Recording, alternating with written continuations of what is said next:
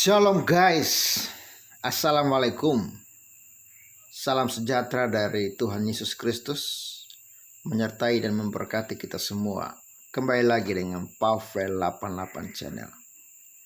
Saat ini saya akan bagikan kepada saudara suatu kesaksian yang jujur. Saya mendengarnya, saya merinding ya. Saya mendengarnya dan saya merasa terharu dan juga merasa prihatin dengan keadaan sebelum dia mengenal Yesus sebagai Tuhan dan Juru Selamat. Saya sungguh-sungguh prihatin, sungguh-sungguh sedih dengan apa yang dia alami sebelum dia mengenal Yesus sebagai Tuhan dan Juru Selamat. Namun menurut saya, kesaksian ini wajib untuk kita dengar bersama. Karena kesaksian ini sangat-sangat bagus. Mungkin akan ada beberapa kelompok yang akan kesal mendengar kesaksian ini. Tetapi menurut saya, jangan kesal dulu. Sebaiknya teliti apakah kesaksian ini, apa yang dikatakan oleh orang ini adalah sesuatu kebenaran atau hanya hoax. Kalau itu suatu kebenaran, bertobatlah guys. Cari Yesus. Hanya Yesus Raja Damai. Hanya Yesus Juru Selamat. Di luar Yesus, Anda pasti binasa. Karena segala ritual-ritual agama yang dilakukan di luar Yesus itu tidak akan pernah membawa Anda kepada hidup yang kekal. Firman Tuhan sudah sangat jelas mengatakan, di luar aku kamu tidak bisa berbuat apa-apa.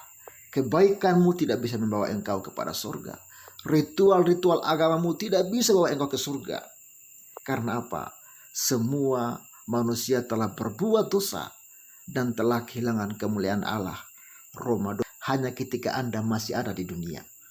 Kalau Anda sudah meninggal, biar satu Indonesia, satu bumi ini mendoakan supaya Anda selamat, Anda tidak akan bisa selamat. Karena apa? Keselamatan hanya akan dapat kita peroleh selama kita hidup. Hidup kita sekarang ini akan menentukan masa depan kita. Kalau kita mempercayai Yesus sebagai Tuhan dan Juru Selamat, maka kita pasti selamat. Tapi kalau kita menolak dia, menolak pengorbanannya di atas kayu salib, maka engkau pasti akan binasa. Oke? Saya tidak mau berlama-lama lagi. Dengarkan kesaksian ini, dengarkan dengan seksama. Dan renungkan. Ya. Kalau memang ini menurut Anda bukan kebenaran, buktikan.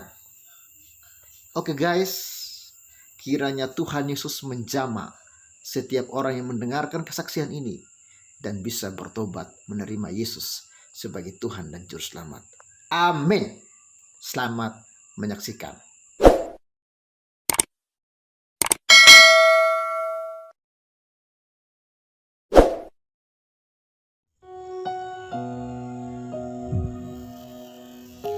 Nama saya Fatimah. Hingga usia 30 tahun, saya hidup bahagia sebagai muslim yang taat. Suatu hari, saya mempunyai kerinduan untuk mempelajari agama Islam lebih mendalam. Keabsahan untuk menyerang dan perbudakan dalam Islam adalah awal di mana saya mulai mencari kebenaran. Saya membutuhkan waktu 9 tahun untuk menyadari bahwa agama Islam tidak mungkin berasal dari Allah. Ritual ibadah yang rumit dan aturan-aturan kecil yang harus ditaati terkadang membuat frustasi. Misalnya, berwudu akan dianggap batal bila buang angin. Ketika sholat buang angin, maka sholat dinyatakan batal dan harus diulang dari awal, dari mulai berwudu. Perempuan yang sedang menstruasi tidak boleh menyentuh Al-Quran. Saudara lelaki dan ayah pun tidak boleh tahu sedang menstruasi. Bahkan ketika tidak puasa di bulan Ramadan, harus tetap bangun pagi untuk sahur, supaya kaum pria di keluarga tidak tahu kalau sedang menstruasi. Apakah dengan mengikuti ritual-ritual tersebut dapat menjamin Allah akan menerima ibadah kita? Allah tidak memerlukan ritual. Yang Allah lihat adalah ketulusan hati saat menyembahnya. Melihat dan menyentuh Ka'bah merupakan impian setiap umat muslim. Tetapi saya tidak tertarik untuk melakukannya. Saya memang pernah ikut umroh, tapi saya melihat hampir semua ritual umroh sia-sia. Bahkan saya tidak mengerti mengapa harus mengelilingi Ka'bah 7 kali. Mengapa harus saling dorong hanya untuk mencium sebuah batu. Ketakutan untuk naik haji berawal ketika seorang kerabat saya ikut terbakar pada kejadian kebakaran tahun 1977. 2 tahun kemudian, dia meninggal karena komplikasi. Tahun 2003, teman saya meninggal karena terinjak-injak ketika naik haji. Kecelakaan memang bisa terjadi di mana dan kapan saja. Tapi ketika naik haji, kita berangkat untuk beribadah kepada Allah. Kita berharap pengalaman tersebut atau paling tidak ibadah kita akan diberkati, bukan terpanggang atau terinjak sampai mati. Lalu, mengapa Allah membunuh orang-orang yang menyembahnya? Mengapa ia begitu kejam jika mereka melakukan hal yang benar? Saya juga membaca sebuah buku tentang pengalaman Nabi Muhammad dengan jin. Diceritakan bagaimana kondisi fisiknya ketika dia menyatakan menerima wahyu dari Allah. Tubuhnya menjadi kaku, berkeringat seperti kerasukan setan. Saya berpikir, malaikat-malaikat berbicara kepada semua nabi dan bahkan kadang kepada wanita. Tetapi mereka tidak pernah kerasukan. Bahkan ketika berhadapan dengan setan, mereka tidak berkeringat dan ambruk. Para nabi punya kuasa mengalahkan roh-roh seperti itu. Lalu, saya membaca satu hadis di mana Muhammad mengatakan ada jin beserta dia. Muhammad menekankan, dengan pertolongan Allah, ia sudah menguasai jinnya. Dalam hadis itu, Muhammad mengatakan jin tersebut sudah menjadi muslim.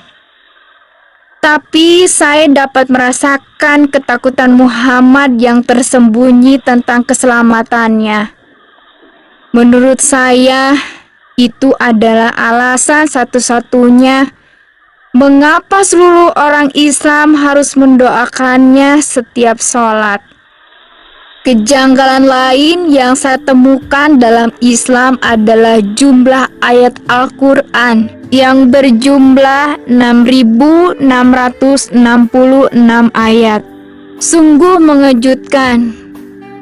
Ternyata angka 666 adalah nomor untuk antikristus, seperti yang tertulis dalam kitab Wahyu 13 ayat 8 dan kitab Wahyu 20 ayat 4. Seorang nabi datang untuk mengubah keadaan yang jahat dan mengubah masyarakat.